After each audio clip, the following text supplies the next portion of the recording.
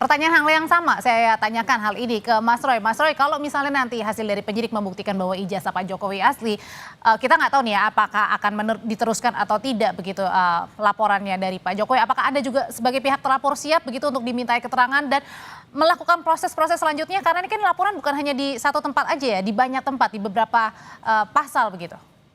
Iya, artinya gini, kalau memang nanti kan ada dua nih yang diuji, ijazah sama juga skripsi.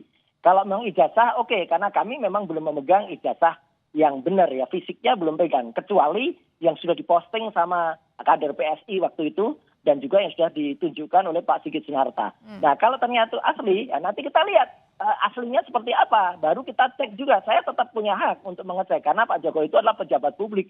Dia adalah Dewan Pengarah dan Antara. Dia bukan rakyat biasa, jadi tetap harus. Tapi kalau sekali lagi, kalau skripsinya dinyatakan asli, mohon izin kami untuk melakukan uji sampel bersama. Ya gitu, sampelnya sama enggak? Kalau ternyata sampel yang diuji itu adalah sampel yang ada di Universitas Gadjah Mada yang sama kami pegang, nah kami mempertanyakan kok bisa kayak gitu asli? Enggak ada lembar pengesahannya, enggak ada lembar pengujiannya. Nama dosen pembimbingnya salah, yang satu profesor, yang satu doktor. Tidak ada nama Pak Kasmuji. Tidak ada kemudian lagi hal-hal yang kemudian bahkan bentuk tanda tangannya juga meragukan. Jadi nggak apa-apa Mbak, tapi kita objektif aja. Kalau nanti benar, saya akan bilang benar. Kalau nanti tidak, ya saya akan bilang tidak. Dan kalau nanti lanjut, misalnya itu masih palsu, ya kita akan teruskan. Kalau itu memang asli, ya kita tes lagi nanti sampelnya. Itu aja, sampel aja sebenarnya. Kalau dari dulu ditunjukkan, sudah selesai dari dulu lah, nggak merepotkan banyak orang. Gitu. Mas Roy, kalau besok kan ini dari Barreskrim katanya meminta dari pihak untuk kuasa hukum Pak Jokowi memberikan ya ijazahnya kemudian untuk diteliti di uji lapor begitu. Nah, apakah dari pihak Mas Roy, pihak terlapor ini juga sudah menerima undangan pemanggilan baik mungkin dari pihak Mabes maupun juga di Polda? Sama sekali belum. Belum. Sama sekali belum. Sampai dengan kita Zoom, kita telepon live by phone saat ini belum.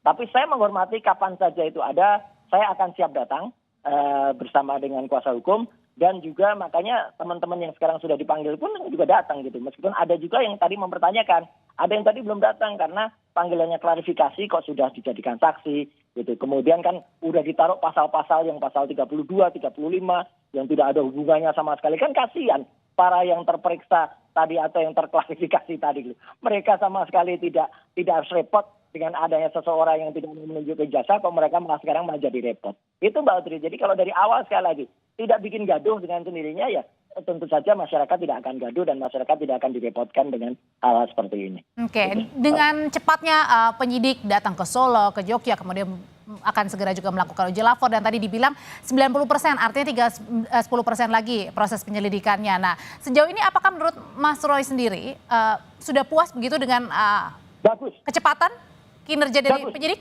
Kalau itu bagus. Sebenarnya ini bukan kecepatan ya. Laporan TPUA itu sudah dimasukkan bulan Desember 2024. Ya, jadi sebenarnya ini sudah 6 bulan ya, bulan Desember. Jadi tapi saya tetap appreciate ya. Saya tetap memberikan apresiasi kepada Badan Reserse Kriminal, Barreskrim, Mabes Polri yang telah melakukan itu. Setidak-tidaknya itu nanti akan berusaha kemudian untuk menguji terlebih dahulu apa yang dipermasalahkan, baik itu skripsi, apalagi ijazah. Tapi sekali lagi kalau skripsi, izinkanlah saya nanti tetap akan mengatakan kalau itu memang skripsi yang dinyatakan asli, yang padahal kami menyatakan 99,9% itu palsu, maka nanti kita perlu memperbandingkan. Tidak apa-apa yang namanya uji perbandingan itu sah-sah saja. Ya, kita punya ilmu, sana punya ilmu, kedua-duanya ilmu pengetahuan yang harus dihormati. Hasilnya itu mau banding lagi katanya, mau diuji lagi begitu. Apakah ini tidak keberatan bagi pihak Pak Jokowi dan kuasa hukum, Bang Rifai? Ya, kalau untuk kami tentunya kita kembalikan kepada pihak independen dalam hal ini Puslap 4 karena kalau soal pendapat kita semua punya pendapat masing-masing dan kita semua juga punya versi ahli masing-masing gitu ya.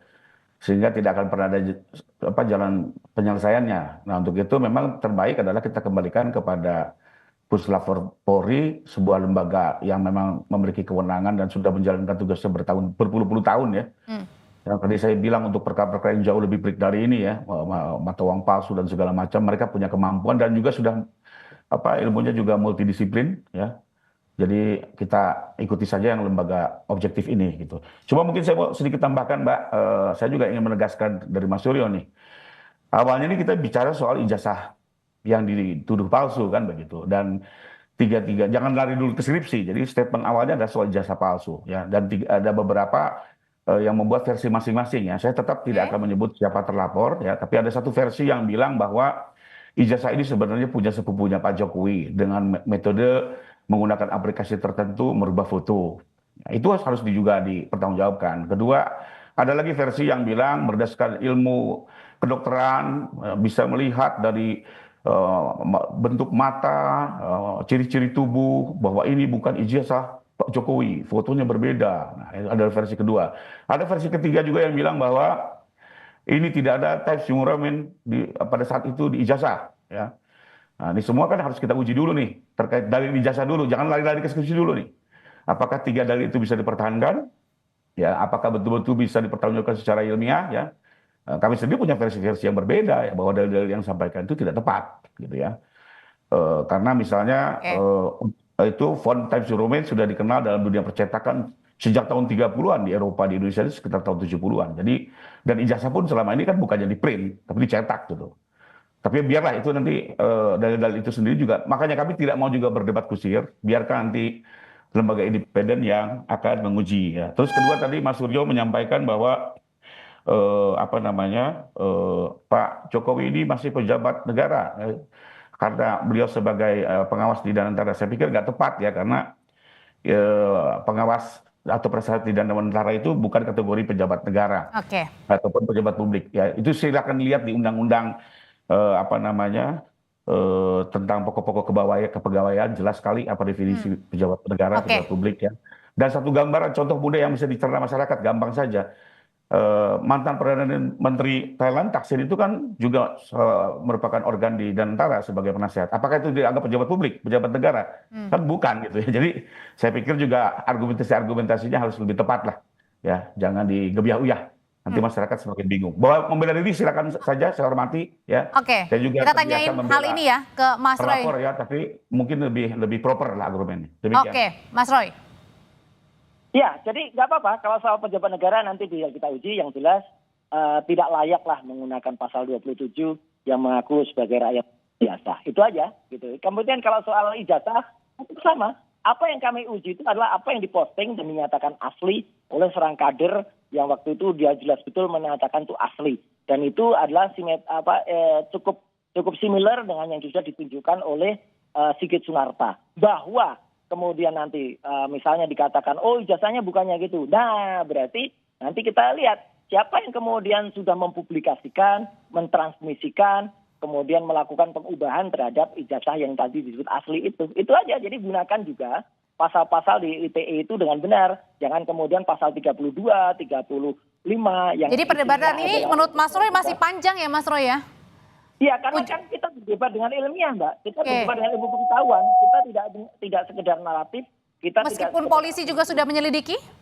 Bagus, nggak apa-apa. Ayo kita hormati kepolisian untuk melakukan itu, dan hasilnya nanti makanya perlu kita lakukan diskursus bersama. Kalau perlu ada tim independen yang kemudian nanti juga melakukan penilaian atau dari kampus yang kemudian nanti menguji secara ilmiah. Karena kan juga kita tahu lah, gitu. Jangan sampai kemudian ada pihak-pihak yang kemudian sudah merasa lebih tinggi atau lebih tim independen ini yang Mas Roy maksud seperti apa?